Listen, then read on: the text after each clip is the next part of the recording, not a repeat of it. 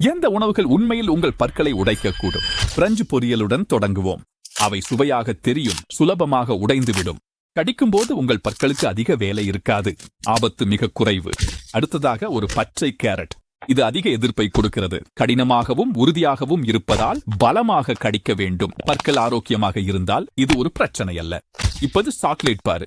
நீங்கள் அதை உடைப்பது மட்டுமல்ல, அது ஒட்டும் மற்றும் இழுக்கும். அழுத்தம் மற்றும் இழுப்பின் இந்த கலவை விரிசல்களை உண்டாக்கும், அடைப்புகளை சிதைக்கும் அல்லது பலவீனமான பல்லை காயப்படுத்தும். பிறகு ஸ்மார்ட் போன். நீங்கள் அதை கடிக்கும் பொழுது கடினமான திரை கடினமான பல்லை தாக்குகிறது.